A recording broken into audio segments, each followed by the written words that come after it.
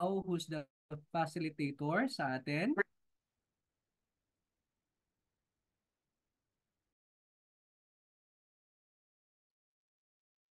Doc Joey, 7:10 hour.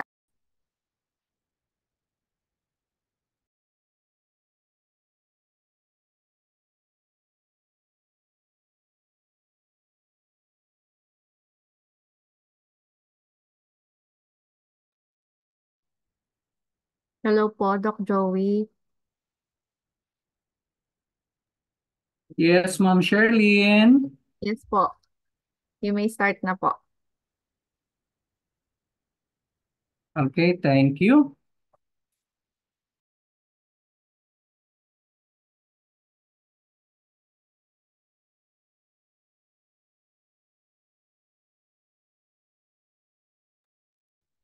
Before we start, let's pray.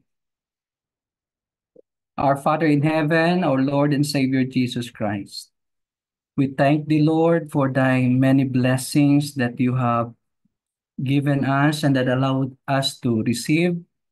Thank you, Lord, that we could continue learning, most especially from natural remedies, Lord, the naturopathic way. May you give us wisdom and understanding and allow us to continually experience your presence. Thank you, Lord, we pray in Jesus' name. Amen.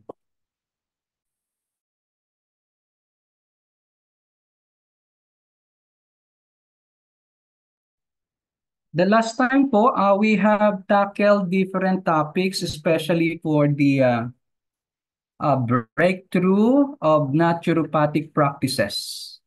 And we noticed that medyo malayo-layo na rin ang narating ng naturopathy sa global scenario po. But of course, different po dito sa atin sa Pilipinas because it's still not accepted. What I mean not accepted is that hindi siya licensure sa atin, but there are so many practitioners already in our country. So hopefully kapag tayo ay magkaroon ng uh, I'm praying na sana dumating ang panahon na magkaroon tayo ng batas na magiging licensed na yung mga naturopaths natin dito sa Pilipinas. During the time of Labier ay sinusulong na po ang naturopathy. Sad to say na hindi lang nag-push through yon na maging lisensya na po, no? Ang ating mga doctors ay magkakaroon ng lisensya. So it so happen na hindi natuloy yun sa time ni Flavier, but we're still hoping in the next future ay mag-push through na po ito. Now, we have tackled yung principles, theories ng naturopathy. And we have also tackled yung itong mga countries na kung saan ay member ng World Naturopathic Federation na kung saan ay mostly yung mga first world countries. Ano po? Just like for example, si King Charles, instead of resorting to chemotherapy because siya ay na-diagnose of cancer, ang sabi niya ay gagamutin ito sa pamamagitan ng herbal at the same time potions. Ano po?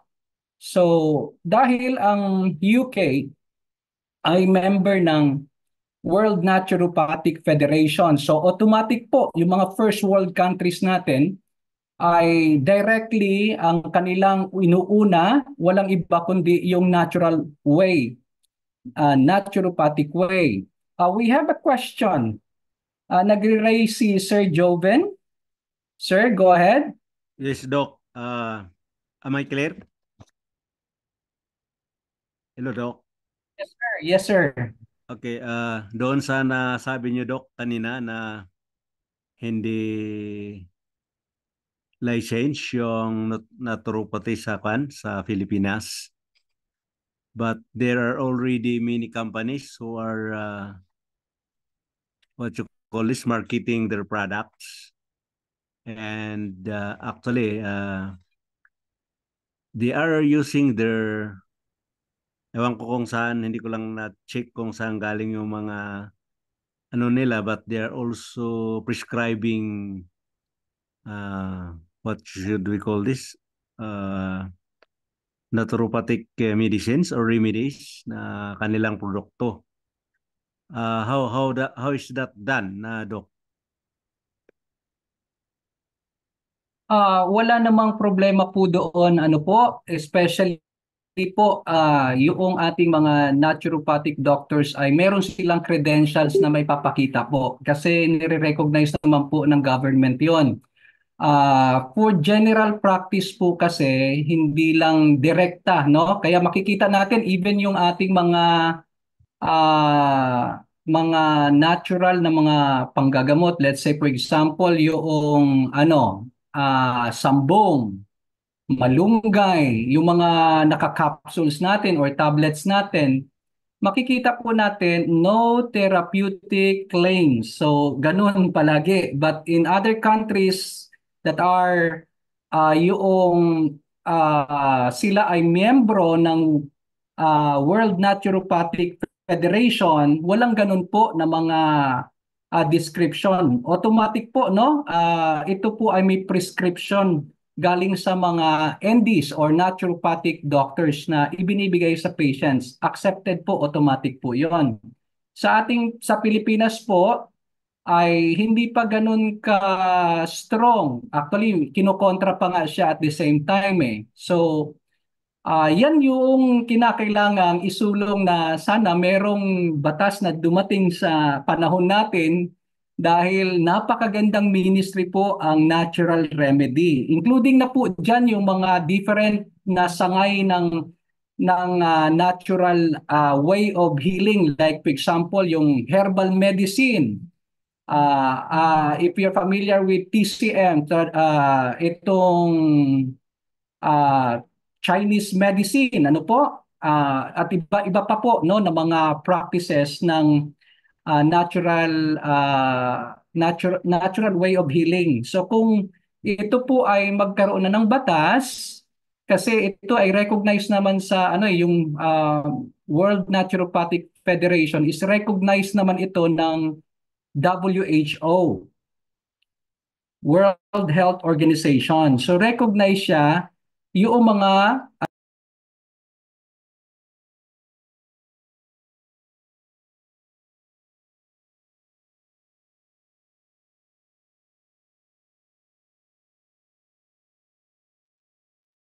Sorry po, nawala ako. Sorry po. Could you still remember kung saan po ako natapos, Sir Joven? Kino-compare niyo, Doc, Sorry, nawala po ako. sa international, meron yung what you call that? Organization na parang federation that Yes. are allowed to market their products. Parang ganun ba yun?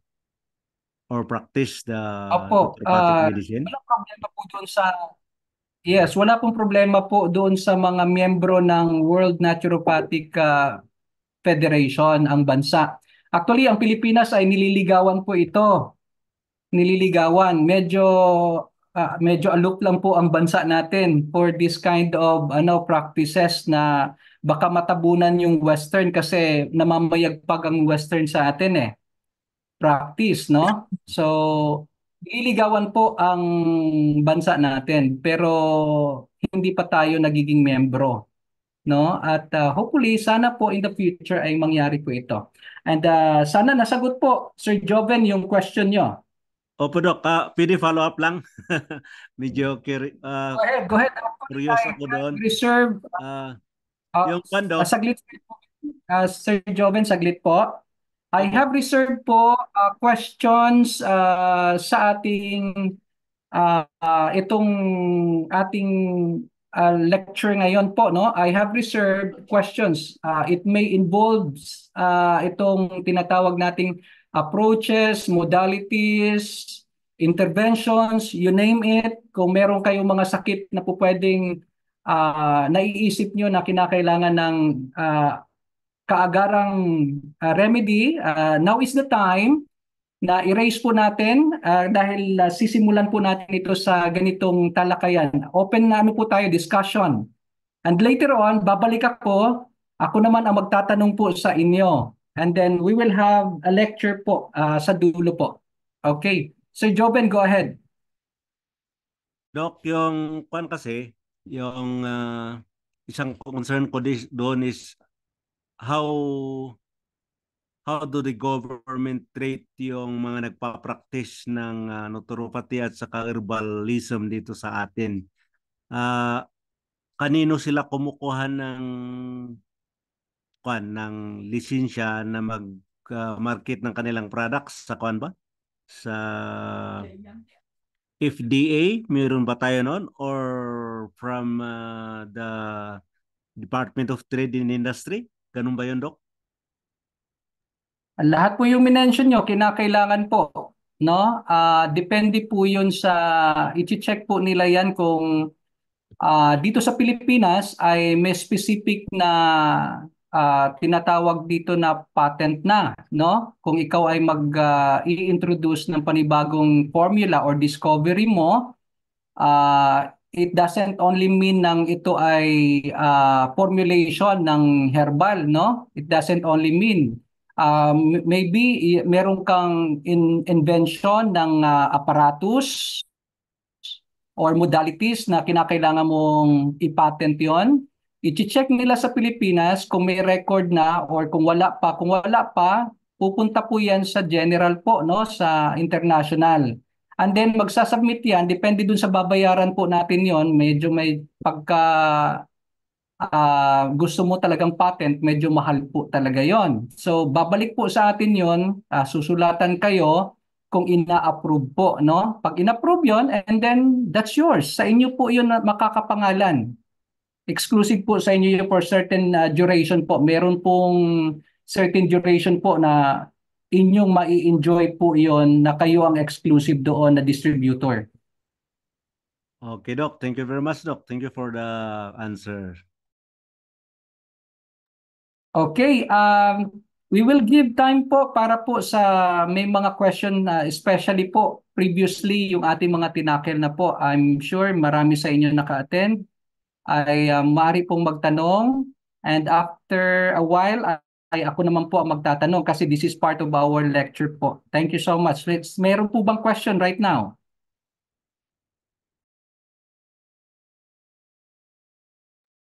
Doc Joey, you mentioned earlier na kung may question sa mga nararamdaman na about sa heart ba yan? Okay. Uh, Heart. Currently, Doc Ray is having, meron po siyang dinaramdam ngayon. So, siguro, Doc Ray can raise it up. Hindi ko alam kung ano Okay. yung Doc, can you? Andyan po siya eh. Or he is resting siguro.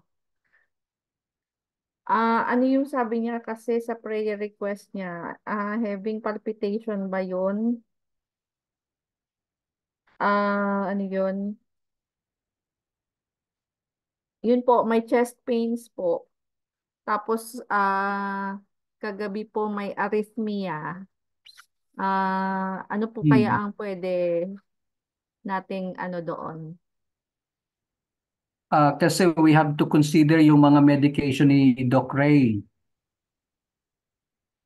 Yung mga medication niya that could trigger yung mga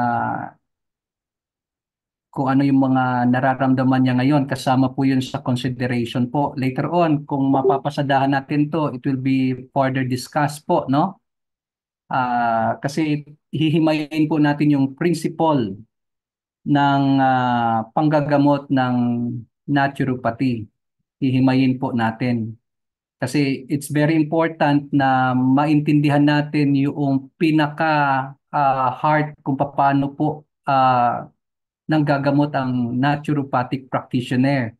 So, mamaya i-discuss po natin yon. But definitely, maraming considerations na manggagaling po doon sa mga gamot ni Doc Ray. Isa po 'yon. Okay po.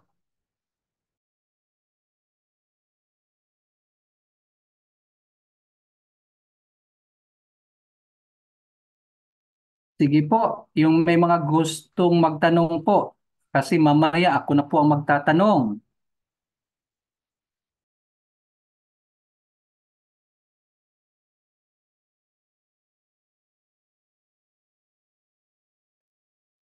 Mukhang wala na magtatanong siguro. Ganito po,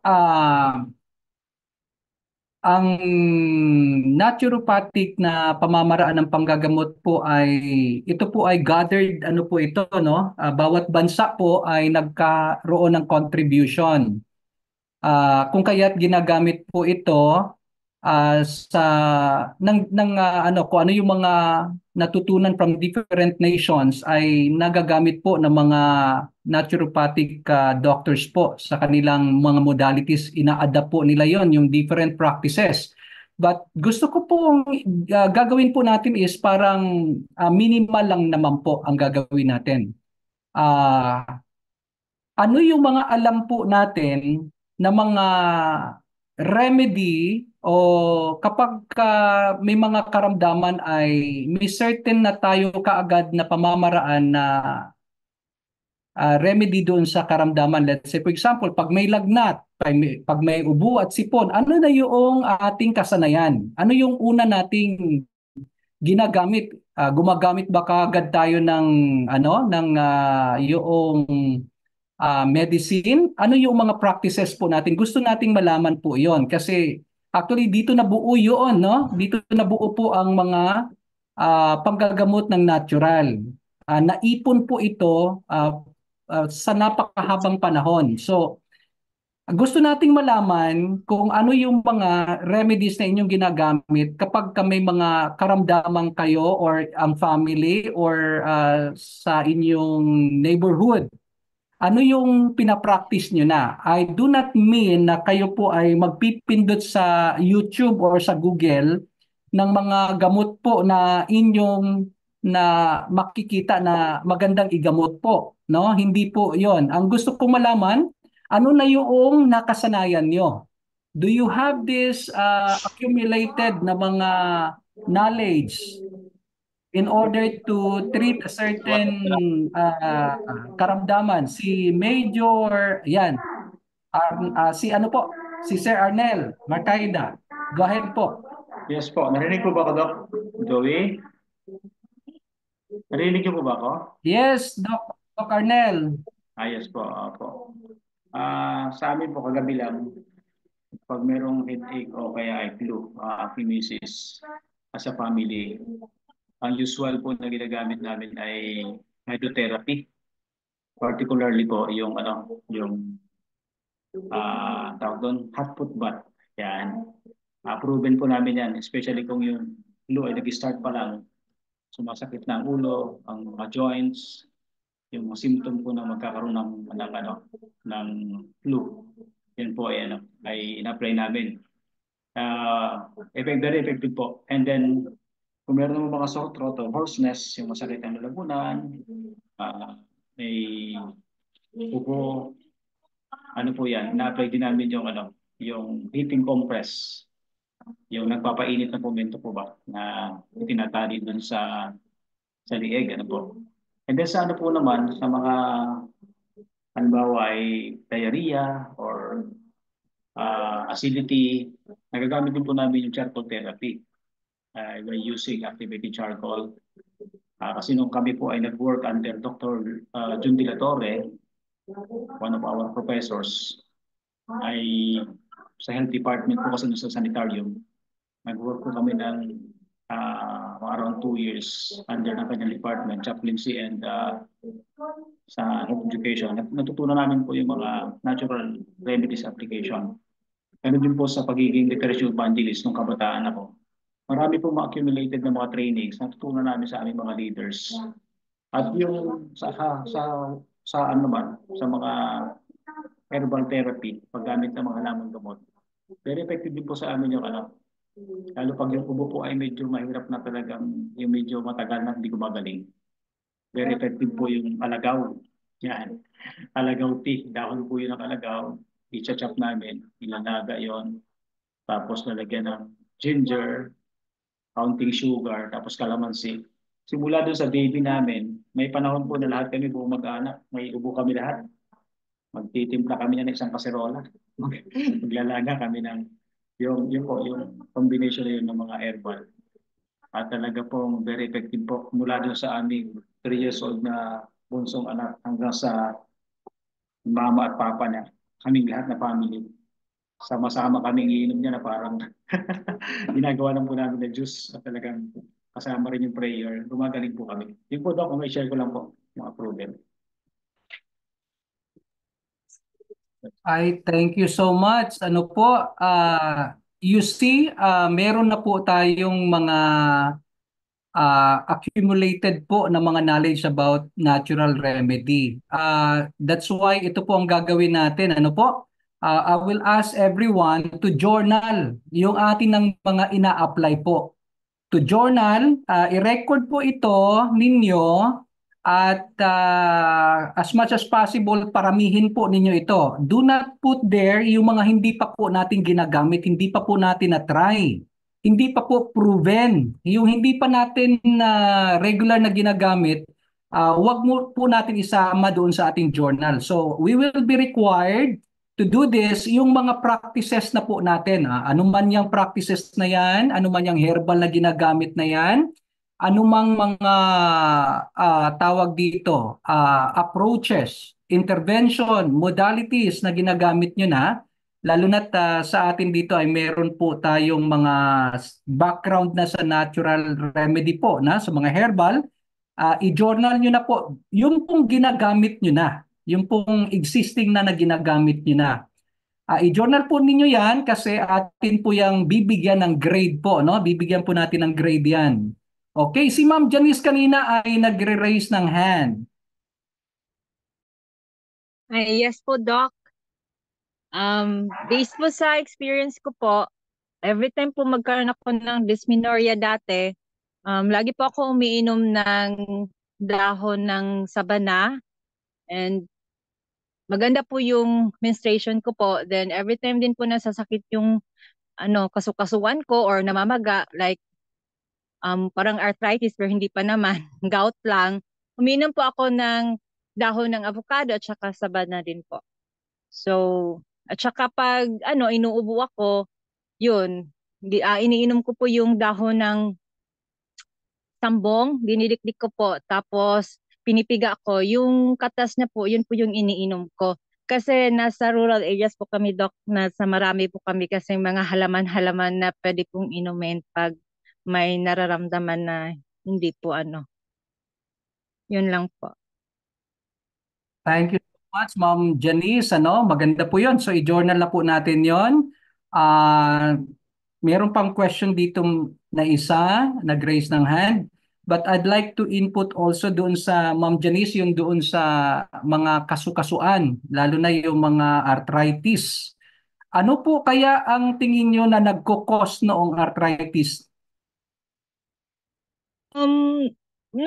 Kasi na-slide kasi ako dati, Doc. Tapos ngayon lang lately ko naranasan yung medyo mamaga siya. Yun lang po yun ang naano ko po. Parang yun lang talaga. Kasi kung sa diet po, Doc, bihira kasi ako kumakain ng meat. Mostly veggie po yung kinakain ko po. Okay, so dito sa atin sa naturopathy, marami tayong considerations po. Later on, you will be able to discover ganun pala yun, ano? One is consider mo rin yung marami kasing factors yan. So titignan mo rin yung timbang kung bakit i-consider natin yun, yung timbang.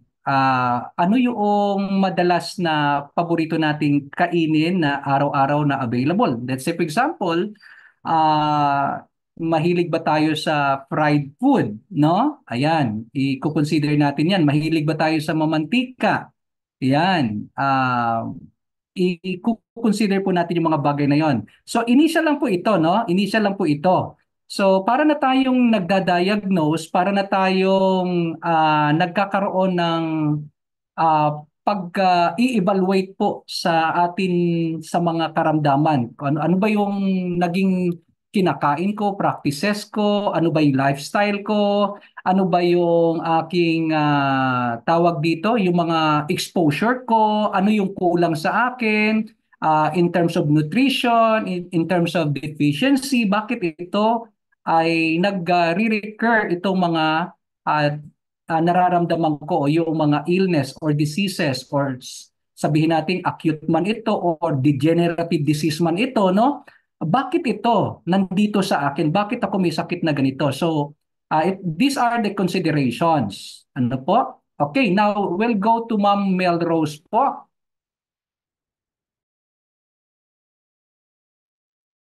Good evening po.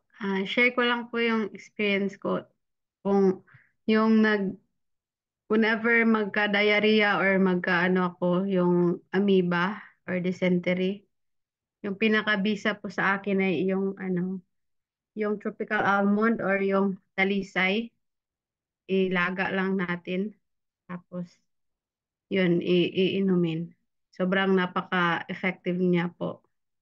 Tapos, kung meron din, minsan kung ako, yung may sipon, pinaka-effective din sa akin yung dahon ng papaya. Ano lang siya, gagawing juice at iinumin. Napaka-effective din para sa akin. Yun lang po. Okay. Now, since na-mention niyo po, no, tatlo na po yung nagbigay sa atin ng mga remedies na talagang pinapractice po nila. Additional assignment po natin is ganito po. You check the properties. Ano po yung iniinom nyo? Ano po yung ginagawa? Kay Doc Arnel kanina ay meron siya yung practices na po, no? Yung tawag dito, yung pagpunas po, no? Pagpunas kapag ka may lagnat, very common po 'yan, ano? Sana i-practice natin 'yun instead of ah, kaagad-agad ay iinom ng ng gamot, no? Ng medicine kasi gustong isuppress. Mapapansin po natin kapag ka nilalagnat, meaning to say meron pong infection. Yan, ano? So, meaning to say, kaya nilalagnat ay nagkakaroon ng pakikipaglaban ng ating katawan. Ayan. Kasi kapag ka 3 years na or more than 3 years na hindi po tayo nakakaranas ng parang nilalagnat, ay mag-question kayo kasi bakit hindi nagko-combat ang katawan. Mag-question kayo bakit hindi lumalaban ang katawan na ang daming viruses, bacteria, ang daming mga free radicals sa ating surroundings, and then bakit hindi tayo naapektuhan. So mamaya may nadidevelop na pala na degenerative disease kasi hindi na pala nagpa-function yung immune system natin. So we have to be very careful with that, ano? So our assignments again, kasama po yung ano yung i-research niyo po, let's say for example, papaya, dahon ng papaya.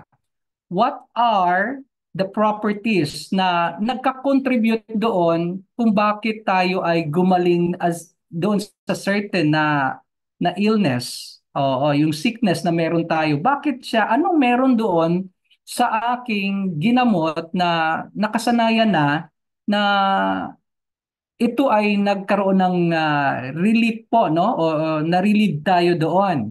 So, alamin po natin yung mga properties na yon. This is becoming a naturopathy po, no? Sa case ng mga herbalism na po, no? In action po ang ating ginagawa.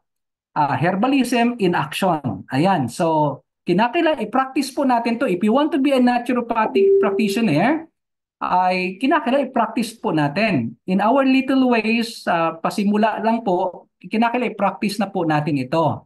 At every time na may mga ganitong nararamdaman, ay ito ay gamitin nyo kaagad.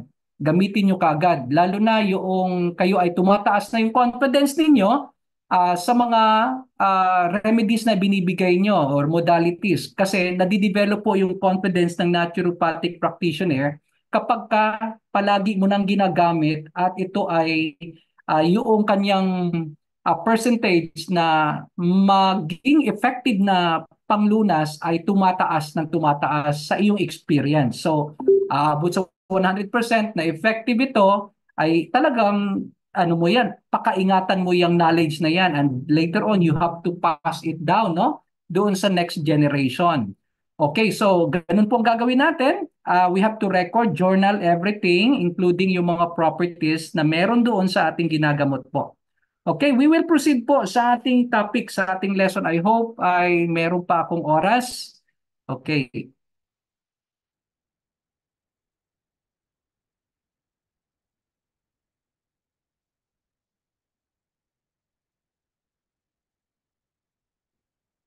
Now, we have discussed already ng pataphaw po, no? Itong 7 naturopathic principles that guide naturopathic practice. Now, we will delve deeper dito sa mga principles na ito para lalo pa nating maintindihan. So, let's go to itong number 1, first, do no harm.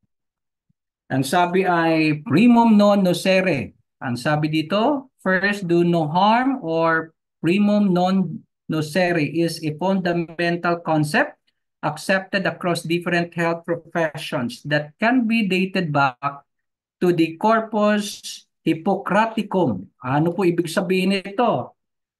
Ito po ay dated no na matagal na panahon pa no kung tutuusin sa panahon o tinatawag itong Hippocratic corpus.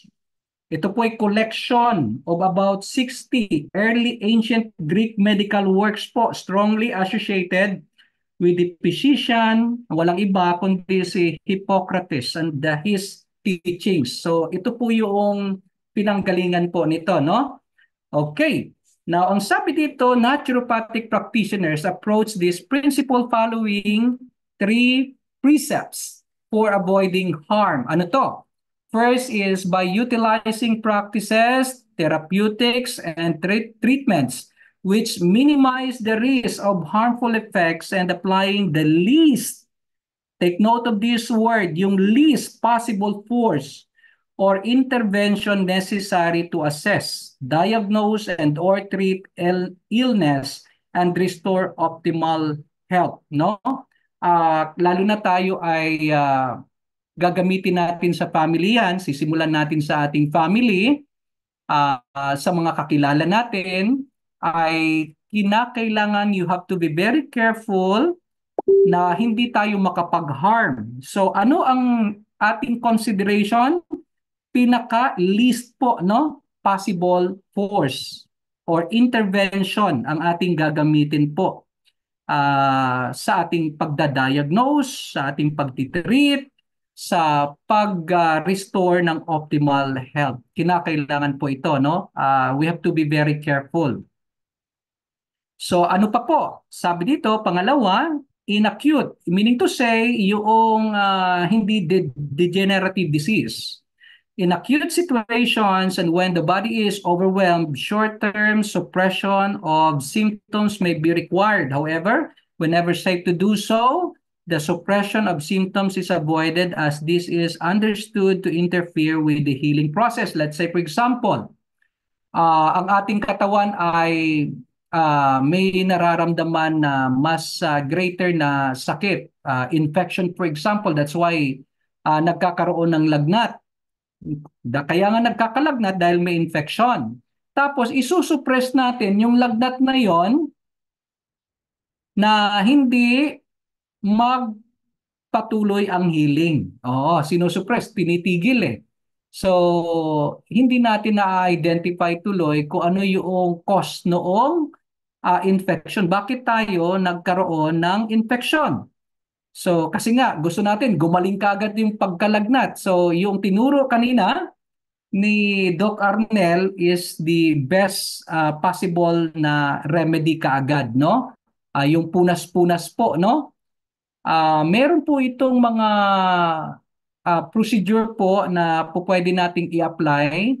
I do not have time right now na himay-himayin po iyon, but meron pong mga libro ito na po pwede natin, lalo na sa Seventh-day Adventist, sa ating mga LE po, pwede tayong bumili, o kaya ay if you would like, may internet naman, you can research, no, yung papaano gamitin yung water. Yan, water. At the same time ay punas-punas. Ayan po, no? Para doon sa mga nilalagnat. Kasi parang sinusuppress mo yon, yung healing process kapag ka uminom ka kaagad ng gamot. Okay? So, marami pa yan. Let's say for example, yung diarrhea. Yung mga let's say for example, may mga food poisoning, no? So, ano ang pinaka magandang unang gawin instead na parang isuppress siya? Kasi nga, pag sinupress mo yon, you are as if just treating what? Yung symptom. Symptom lang ang na-treat natin, but the cause, yung primary reason, primary cause, we have not addressed it, no? So we have to be very careful with this. You have to better address the primary cause. That's why merong infection or merong kaya nga may diarrhea, because sinopress mo na hindi na natin ma-identify kung ano yung cause nito, no? Bigla na lang okay na, pero hindi talaga natumbok yung cause nito, no? So may danger doon later on. Accumulated ito ay delikado po sa ating kalusugan, no? Mas greater problem po ang ating kakaharapin doon later on. So number 3, respecting and working with the vis medicatrix naturae. Anong ibig sabihin nito? We have tackled this already. Healing power of nature. Oo, ang ating katawan po ay mayroon pong healing power po, no? Natural po ito, gagaling po na kapag ka naibigay po natin yung requirement na kinakailangan for healing, ito po ay mag-heal po. Let's say for example, magnesium.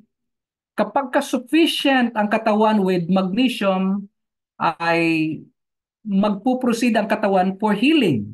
Kapag kakulang po, deficient tayo ng magnesium, ay nagkakawindang-windang po ang system kasi hinahanap niya ng katawan natin yung magnesium na kinakailangan para sa healing, no? Kung hindi niya makukuha ito sa magnesium, ay nagkakawindang-windang po. So nagpo-produce po ng different na kung saan ay nagpo-produce ang katawan natin, ng mga organs natin, ano po? ng mga kung saan ay lalo nang lumalala po, no? Kasi hindi nagpo-proceed sa healing. Nagkakawindang-windang siya.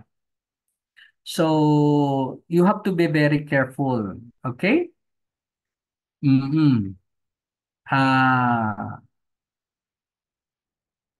Okay, number 3 tayo, no? Respecting and working with vis medicatrix naturae in all facets of naturopathic assessment, diagnosis, and treatment. Okay? So, kinakailangan po, no, na i-consider natin yung natural way or healing na kung saan ang katawan natin ay naturally nag-heal siya. Okay, we have to consider that. Okay, another one we have to consider, ang sabi dito ay lahat po, no? Yung naturopaths, naturopathic doctors to teach patients about the necessary insights and awareness of their lifestyle choices, their environment, their social relationships, and that all aspects of their life are interrelated and have the potential to affect their health and or to contribute to either health or disease. This principle also includes educating patients about their disease and its associated risks or potential harm. So, kinakailangan po nating i-check po ito, no? Ano ba yung lifestyle niya? Bakit nagre-recur ito paulit-ulit itong karamdaman na ito, itong diseases na ito? Ano yung klase ng lifestyle meron siya? So, bilang naturopath po ay kinakailangan nating turuan, no? Turuan po ang mga patients. Paano ito maa-achieve, makokorek yung lifestyle na ito? So, ano bang environment meron siya? Surroundings niya. Ano yung kanyang social relationships? Is it toxic ba? Siya ba ay CEO? Kaya gano'n na lang ka-toxic ang kanyang trabaho. That's why ay ganito katindi ang kanyang anxiety, ang depression sa kanya. Kaya nagkukos ng ang kanyang immune system ay bumagsak. Ano po? So, these are considerations na dapat natin na i-regard po na very crucial. Ang sabi dito, and that all aspects of their life are interrelated po, no? So, lahat po ito may cause and effect po. Ano man yung ating pinaggagawa, no? Ano yung exposure natin, even yung mapuyat ka, kulang ka ng sunlight, ayan ano, kaya nga papasok po dito yung I believe ang Seventh-day Adventist should aim for master of yung tinatawag nating sa iba yan ay celebration, ang iba ay marami na tayong different na mga ano ginagamit sa Adventist po na kung saan ay very important po na maintindihan po natin, no? Yung nutrition, yung sunlight, ayan ano, yung temperance, yung lahat pati tubig, diet natin, lahat ito you have to consider. Kasi kung hindi natin nakikita po ito, ay magkakaproblema po tayo, no? Magkakaproblema tayo kahit isa lang po, no, ang kulang. Kahit isa lang po ay hindi natin binigyan ng regard na ito ay may negligence, ay meron pong magiging contribution sa ating kalusugan na tayo po ay magkakasakit. So, yan po, no? Now, we will proceed dun sa healing power of nature. Ang sabi dito, it is the naturopathic doctor's role to support, facilitate, and augment the healing power of nature. By identifying the obstacles that need to be removed to support health and recovery, by supporting and educating a patient toward the creation of healthy lifestyle and healthy internal and external environments, and by working with patients to ensure that their mind is supporting wellness and well-being. Education po, sa madaling salita, no? Kaya again, ang Seventh-day Adventist ay atin pong gawain ito, right arm ng ating gospel. Ini-educate po natin not just our family, but don't forget your family. Una, dapat family po ang nag-i-enjoy ng magandang kalusugan.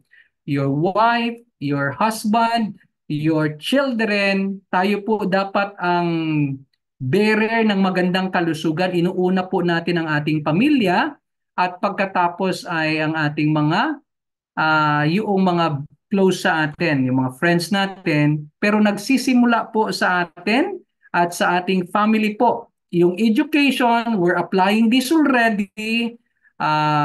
Ito ay binabahagi natin, no? Education po. So sa madaling salita, education. We have to educate our family and the people that surrounds us, including of course the church. Kung hindi pa aware ang church natin, may mga churches po tayo na ito nga gusto kong isulong ito hindi naman tayo vocal, no, doon sa vegetarian. Hindi naman very vocal ako doon sa vegetarian, pero as much as possible po, ako po ay nais kong i-promote na once in a while every Sabbath ay mag-vegetarian po tayo, no? Kung tayo ay magdadala ng pagkain, mag-share ng pagkain sa church o yung ating kung tayo ay leaders ng church ay ano po natin, i-propose po natin. Once in a while, ang ating church ay tuwing Saturday, tuwing Sabbath, ay vegetarian po ang ating ihanda na pagkain sa potluck, no? So at least may break tayo sa buong sanglinggo kahit pa paano may isang araw na vegetarian tayo and you will see the difference. At kapag ka nasanay po ang system natin, no, nasanay lalo na kapag yung ating pagkain ay yung mga directly, no, yung as much as possible gulay talaga, no?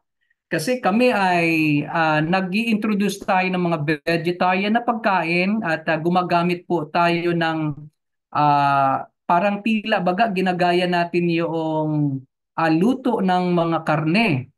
These are promotion, i-process, ito po ay dahan-dahan na ini-introduce natin na sila much better ay mag-guide doon sa pagiging vegetarian po. Kasi doon sa vegetarian po ay talagang healthy po ang magiging kalusugan mo.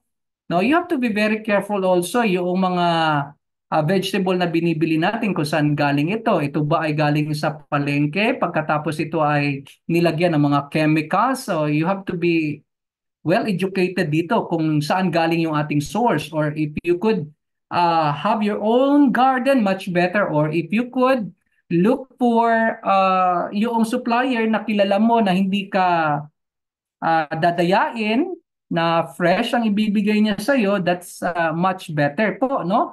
So education, again, education po ito. So hindi lang po sa panggagamot but gagawin nating practice po yung mga wise choices po, no? Wise choices. Okay. So next, ang sabi dito, when the root causes of symptoms and the obstacles to cure are identified and addressed, nalaman na ano yung root cause, no? You have to identify as a naturopath, ano po, kinakailangan tumbok mo ito, hindi lang guessing po. Kinakailangan 100% matumbok natin ito. Now, how do you do this? Kinakailangan may close contact po tayo sa patient natin, sa tao po mismo na ating tinutulungan. Dapat ikilalanin po natin ng mabuti. Saglit lang po. Saglit lang po. Okay, let's continue. Let's continue. Kinakailangan po ay kilala natin yung tao. Kinakailangang ma-identify natin yung holistic na approach po, no? Hindi lang yung kinakain niya. Talagang buong pagkatao niya aalamin mo, no? Kung anong nature ng trabaho niya. Kasi kapag kami na-miss ka doon, ay sayang. Hindi mo mabubulseye yung panggagamot, no? Hindi mabubulseye. Uulit at uulit lang yung sakit ng tao, kawawa, no? So kinakailangan ma-bullseye natin. So sabi dito, in continuation, the body is able to initiate its innate healing process with lifestyle changes and use of natural therapies such as herbal medicines. Ang ating doctor po dito, si Dr. Aris, ano po? Optimal nutrition, si Dr. June, ayan ano? Adequate hydration. Again, ito po ay very common sa atin na very, very familiar na po tayo. This is World Naturopathic Federation, as you can see. Pero kung titignan po natin, these are already practices of Seventh-day Adventists. Meron lang pong mga discrepancies. Ano po? When I say discrepancies, hindi natin na isasagawa po, no? Hindi natin nagagawa. Andyan, no? Exercise and body works. Ayan. So, itong this Medicatrix Naturae na, na healing power of nature ay very important po ito na kinakailangang atin pong ma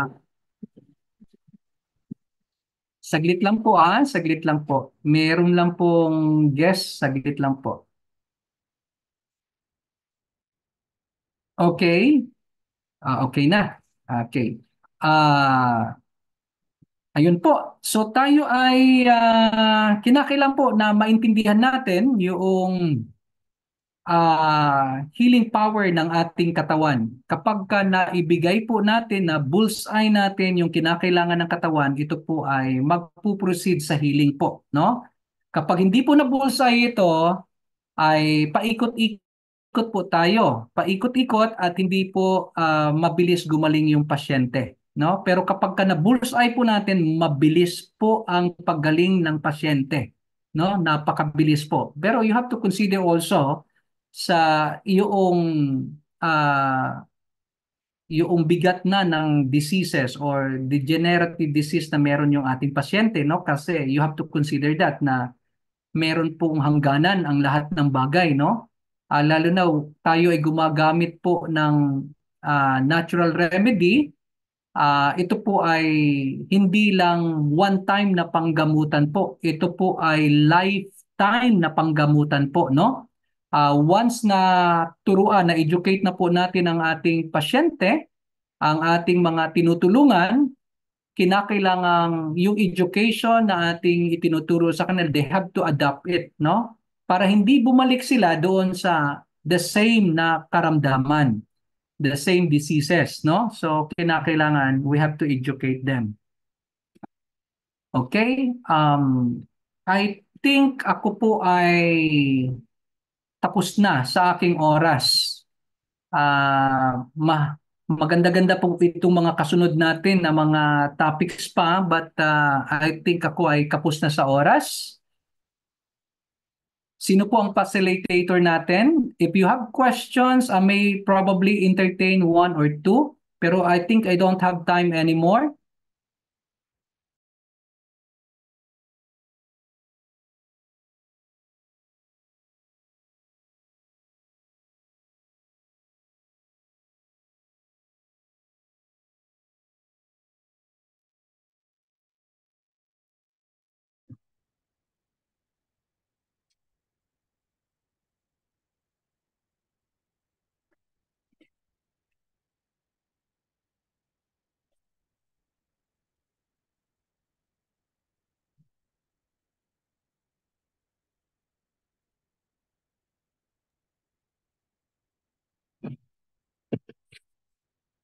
Sir.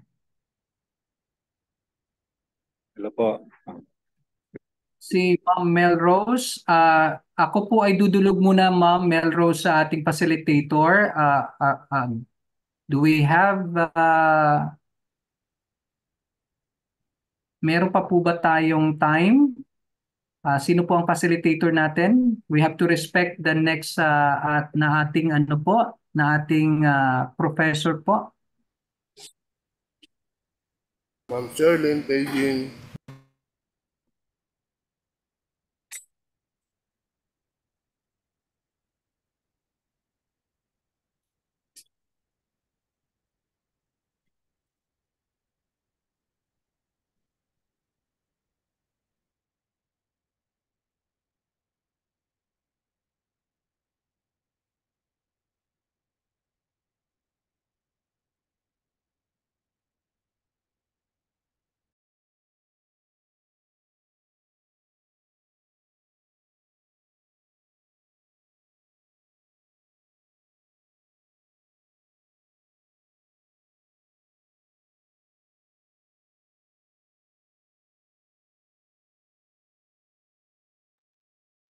Ma'am Sherlyn, sino po ang facilitator natin? Ma'am?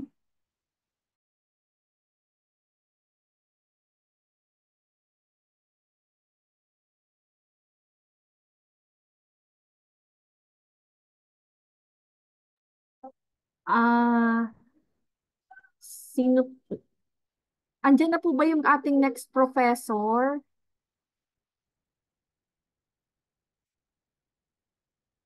Wait lang po, check ko lang po yung yung schedule.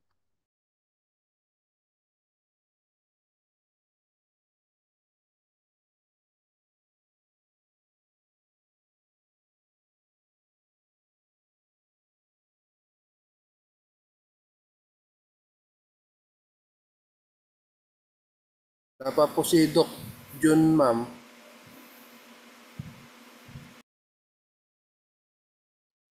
Si Doc Jun ba ang next? Andyan ba siya? Hindi ko po makita, ma'am. Pero hindi naman siya nagsabi na absent siya, no? Yes, ma'am. Wait siguro natin ng mga until 8, 8:15. May nagtatanong kasi, ma'am, kung pwede pang magtanong kay Doc Dana. Kaya, Ah, Hello, sige ma'am. po siguro pwedeng i-consume muna natin while waiting for Doc June. Hello, Pwede ma'am. po siguro. Parang nasabi yata ni Doc June na traveling siya ngayon.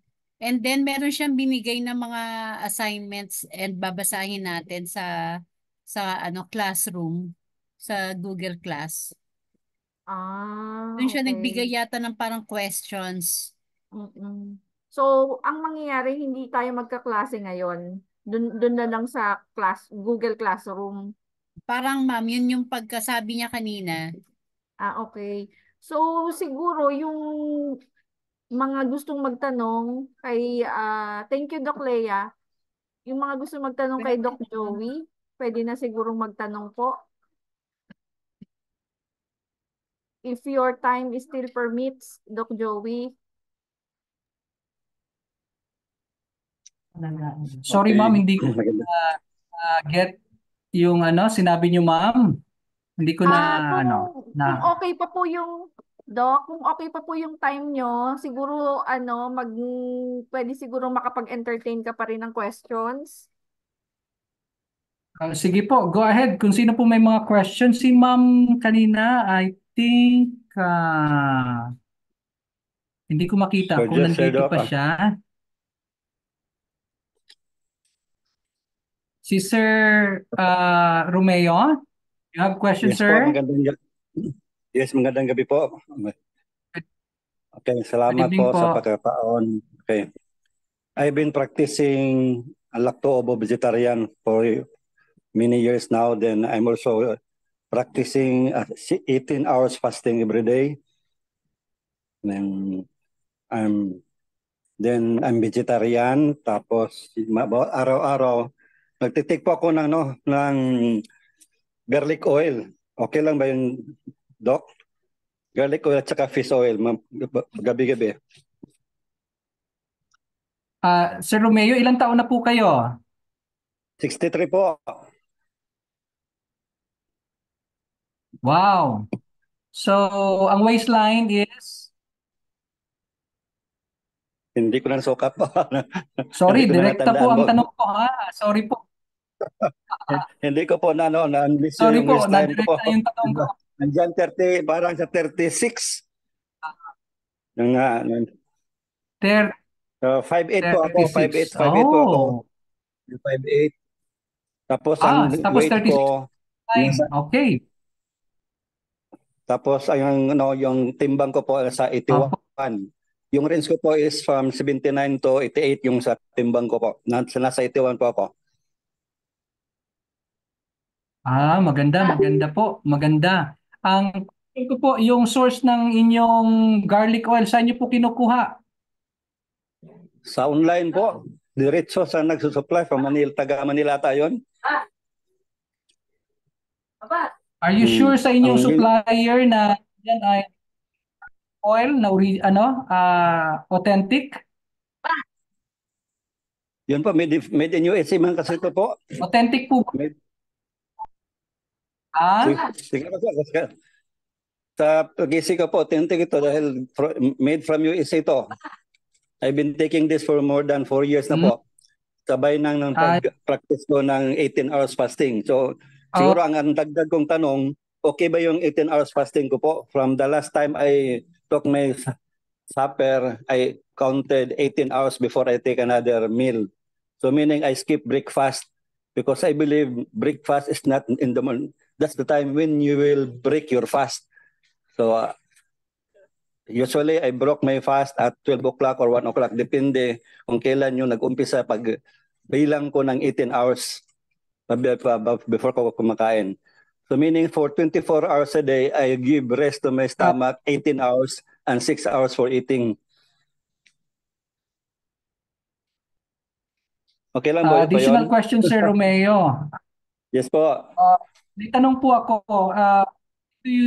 bakit kayo nagpa-fasting po? Kasi nalaman What ko po reason? yun, i-maintain ko lang po yung Is yung it ideal spiritual ko. or Yes, part of the spiritual po as physical reasons. Kasi nang dati, ang previous ko, hindi ako nagkakain ng okay. gabi. So binaliktad ko ngayon, walang breakfast, pero mas mabuti yung naramdaman ko ngayon, yung pakiramdam ko sa katawan ko. At saka yung sa pag-iisip ko, parang nakafocus yung pag-iisip ko. Kung meron akong babasahin, mas madali ako makaintindi. Yun lang po, Totoo kung po yun. dalawa yung patanong ko, okay lang ba yung fasting ko na 18 hours a day at saka yung pag-take ko ng garlic oil, 3 soft gels at saka 1 fish oil gabi-gabi po. Pero may cough ako, i-double ko yun, 6 na soft gel ng garlic oil. Basta ganito po, Sir Romeo, you see to it na yung source nyo po ay authentic po yan na garlic oil kasi dami pong naglalabasan ngayon na Ay, yung ganun ba? gel type ng garlic oil na galing sa China na hindi po siya totoong garlic oil. May mga Ay, ganyan po na ang iba nga murang. You have to check it. nakalagay Yung kasi source dito niyo po po, made in. po. Yung promote niya, no? Yung Made sa in? online si Dr. Yes. At saka yung iba, yung sinong isa yung palaging nag-promote sa hindi ko maintain. Basta yung nakalagay dito po sa bottle niya is made from USA. Alaska yun, no? Island Potential Alaska ang brand. Bakit kayo umiinom palagi ng garlic oil sa inyong po bang puso 'yan? Wala po, just for for maintenance. Para meron tayo protection against yung nakita ko kasi yung benefits dito, maraming benefits kung mag-take tayo ng garlic oil. Yun lang yung po.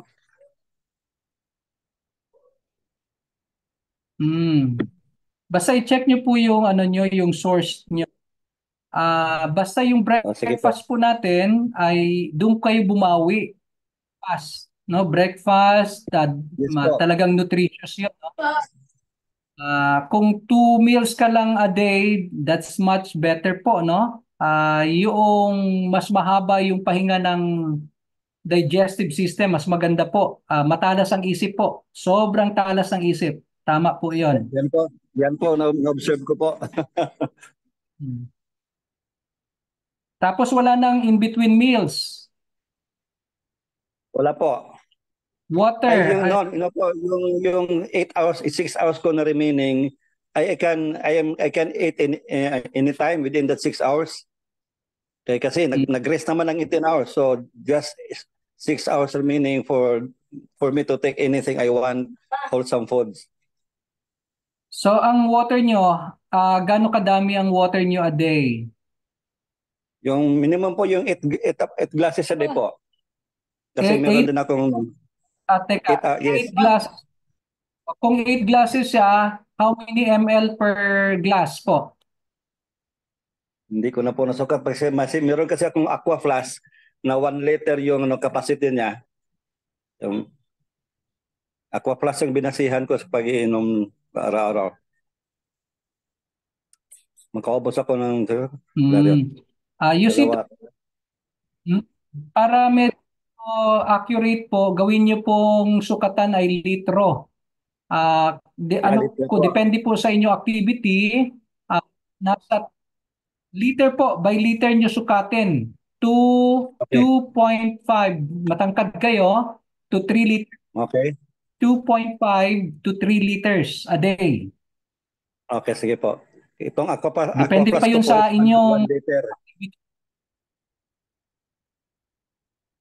so ilang ganon dapat a day? Dapat dalawa po. Okay. Kung 1 liter to 2 liters. 1 liter mo yung capacity ng Aquaplus. Ang dalawang Aquaplus yung maubos ko sa isang araw. So,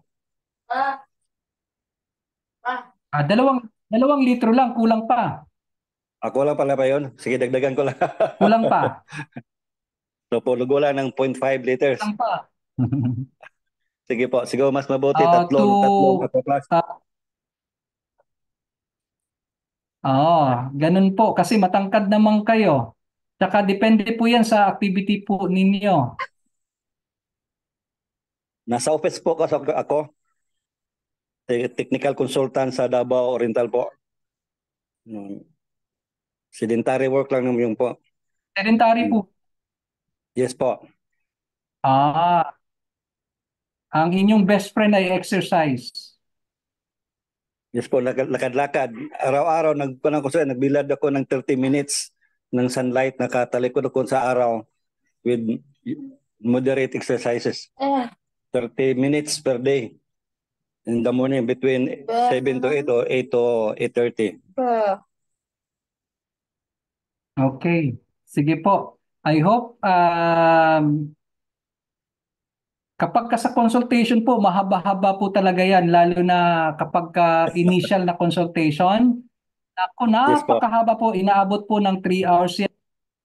Tapos may recording yan, gino-journal yung pasyente, gino-journal mo yung activities niya, ano yung lahat ng factors para maayos yung kalusugan. So, chine-check po lahat yan. We don't have time dito po sa ating online. So, sorry po. Okay, sige po. Sorry po, Sir Romeo. Sige lang po, basta yung lifestyle ko to, dapat mga 9 to 10 makatulog na ako dahil by 2:45 ako gigising. May programa kasi ako ng Zoom meeting sa LA from 3 o'clock to 5:30 in the morning every day. Ako po yung nagdadala. Kaya maaga po matulog. Pabawi sa between 9 to 10 ko dapat nasa bed na ako. Basta ang best friend niyo po ay exercise. Sige po. Kahit na manigarilyo po. Ito po, yung naninigarilyo na nag-exercise ay mahaba ang buhay kesa sa hindi naninigarilyo na hindi nag-exercise. Mahaba po yung buhay nung naninigarilyo na nag-exercise kesa sa mahaba po ang buhay nung naninigarilyo na nag-exercise kumpara sa hindi naninigarilyo na hindi nag-exercise. Ay, ganun. Ganun pala. Opo. Sige po.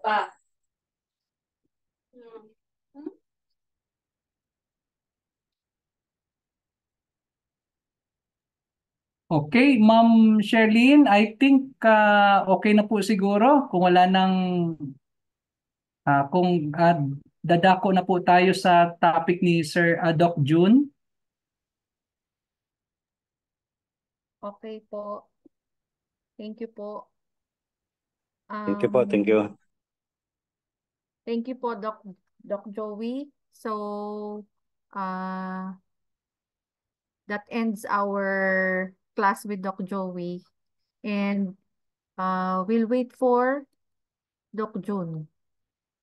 And since ang sabi ni Doc June ay sa Google Classroom po tayo magbabasa, I think it will be offline, no? Hindi na siya live na na class.